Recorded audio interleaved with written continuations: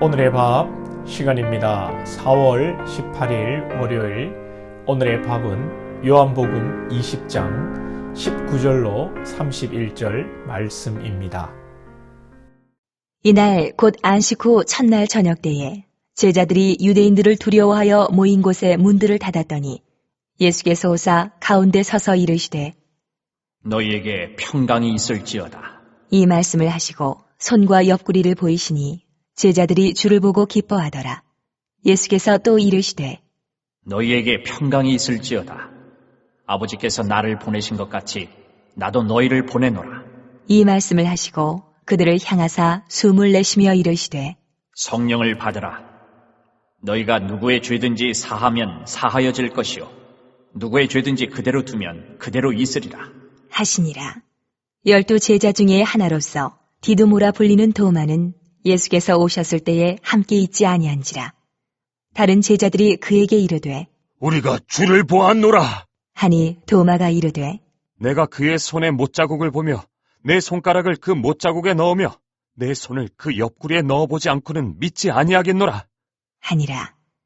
여드레를 지나서 제자들이 다시 집안에 있을 때에 도마도 함께 있고 문들이 닫혔는데 예수께서 오사 가운데 서서 이르시되 너희에게 평강이 있을지어다. 하시고 도마에게 이르시되 내 손가락을 이리 내밀어 내 손을 보고 내 손을 내밀어 내 옆구리에 넣어보라. 그리하여 믿음 없는 자가 되지 말고 믿는 자가 되라. 도마가 대답하여 이르되 나의 주님이시오 나의 하나님이시니이다. 예수께서 이르시되 너는 나를 본고로 믿느냐? 보지 못하고 믿는 자들은 복되도다. 하시니라. 예수께서 제자들 앞에서 이 책에 기록되지 아니한 다른 표적도 많이 행하셨으나 오직 이것을 기록함은 너희로 예수께서 하나님의 아들 그리스도이심을 믿게 하려 하며 또 너희로 믿고 그 이름을 힘입어 생명을 얻게 하려 함이니라. 부활절을 어제 보내고 우리는 이제 월요일 새벽인데요. 성경은 아직 안식 후 첫날 저녁입니다. 안식 후 첫날 저녁에 제자들이 문을 잠그고 두려움에 떨고 있는데 예수님께서 찾아오셔서 평안을 주십니다.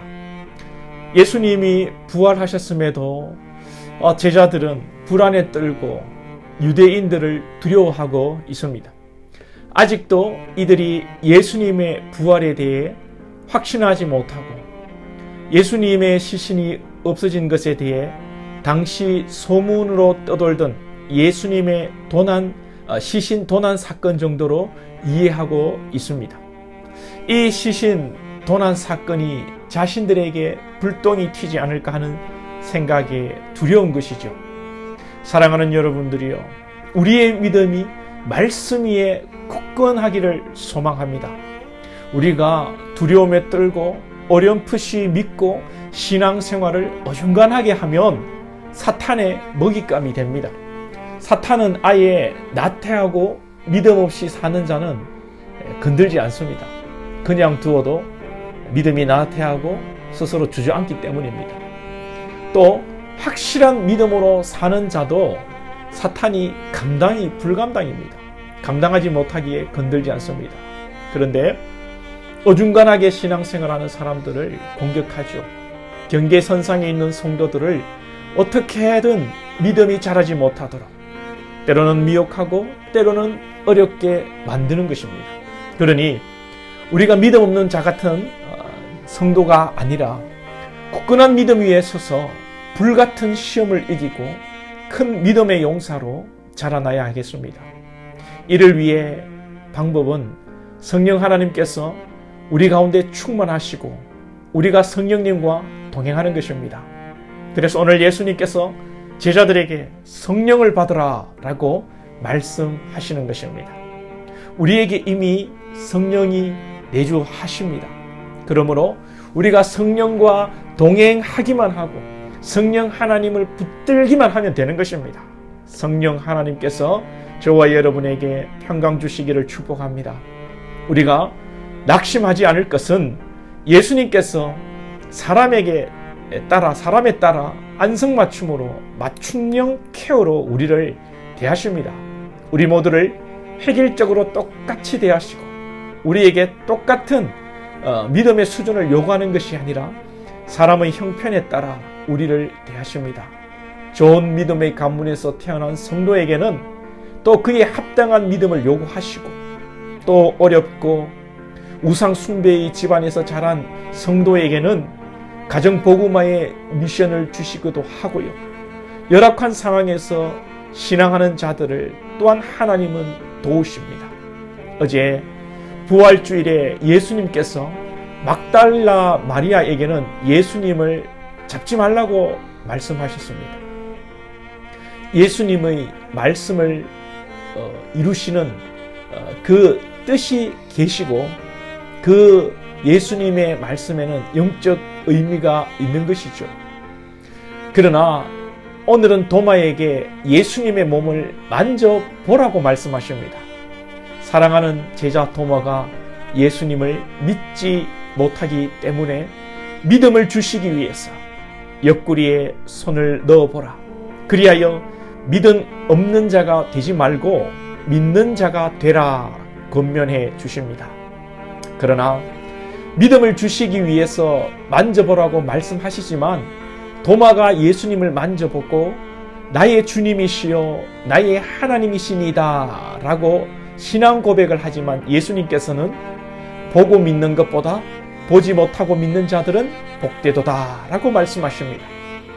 기적을 경험하고 어떤 체험을 통한 신앙도 있을 수 있습니다. 더 복되고 그러나 귀한 것은 아무 것에 이 손에 잡히지 않아도, 내 생각대로 이루어지지 않아도, 내 기도대로 응답되지 않아도 성령의 감동으로 하나님을 말씀을 생명의 말씀으로 믿고 예수 보혈을 믿고 하나님의 섭리와 역사를 믿고 나아가는 것입니다. 요한은 조금 더 내용을 첨부하여서 30절 이하에 요한복음의 기록 분량과 목적을 이야기합니다. 실제 예수님이 행하신 기적은 더 많다는 것이죠. 그럼에도 불구하고 요한복음을 이것만 기록한 것은 예수님을 하나님으로 믿게 하고 우리로 생명을 얻게 하기 위한 것이라고 말씀합니다. 우리가 생각하기에는 더 많은, 더 놀라운, 더 여러분 익사이팅한, 더 여러분 놀라운 역사를 많이 기록하면 좋을 것 같은데 요한은 의도적으로 분량을 줄였다고 말하는 것입니다.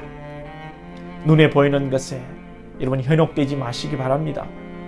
귀신도 병을 고치고 기적을 일으킬 수 있습니다.